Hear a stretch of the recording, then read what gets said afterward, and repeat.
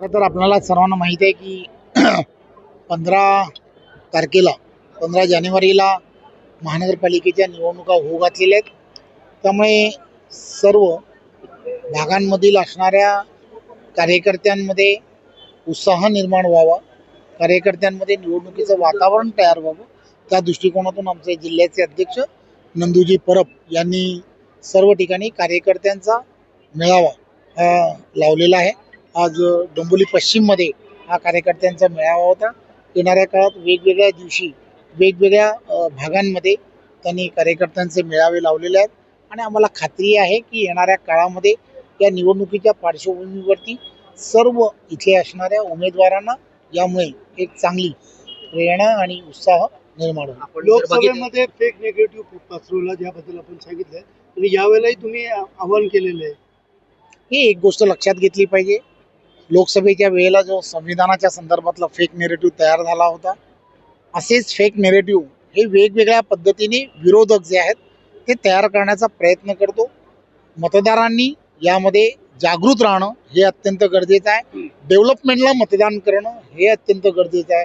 देशाचे पंतप्रधान नरेंद्र मोदीजी यांच्या नेतृत्वामध्ये इन्फ्रास्ट्रक्चरला ज्या ताकदीने मदत केली जाते किंवा जे विषय हे पंतप्रधान नरेंद्र मोदीजी आणि महायुतीचं असणारं देवेंद्रजींच्या नेतृत्वातलं महाराष्ट्रातलं सरकार हे काम करताना दिसत आहे.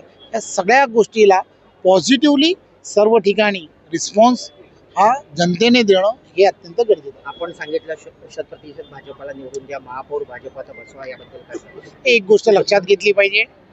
भारतीय जनता पार्टी आणि भारतीय जनता पार्टीच्या कार्यकर्त्यांच्या मेळाव्यामध्ये कार्यकर्त्यांना उत्स्फूर्तपणे आम्ही आज सर्व ठिकाणी ज्यावेळेला जातो तेव्हा कार्यकर्ते उत्स्फूर्तपणे या सर्व घोषणा करत असतात.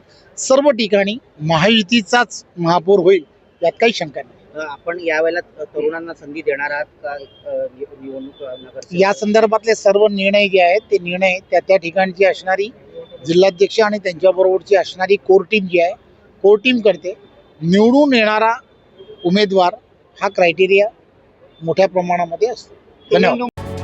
मंचावर उपस्थित आपल्या सर्वांचे नेते, महाराष्ट्र राज्याचे भारतीय जनता पक्षाचे प्रदेशाचे अध्यक्ष आदरणीय रवींद्रजी चव्हाण साहेब, आपल्या सगळ्यांचे मार्गदर्शक संतोष गेने, जयेश ठाकरे, वरुण पाटील, शशिकांत कांबळे, मी, प्रकाश भोई, दमडी पश्चिम मंडळाचे अध्यक्ष, उपस्थित बंधू भगिनी आणि पत्रकार मित्र, खऱ्या अर्थाने थोडं म्हणजे ही खऱ्या अर्थाने आपल्या विजयाची सुरुवात आहे असं म्हटलं तर चुकीचं ठरणार नाही. हा डोंबिवलीचा आणि तिथून या निवडणुकीच्या खऱ्या अर्थाने प्रचाराला सुरुवात झाली.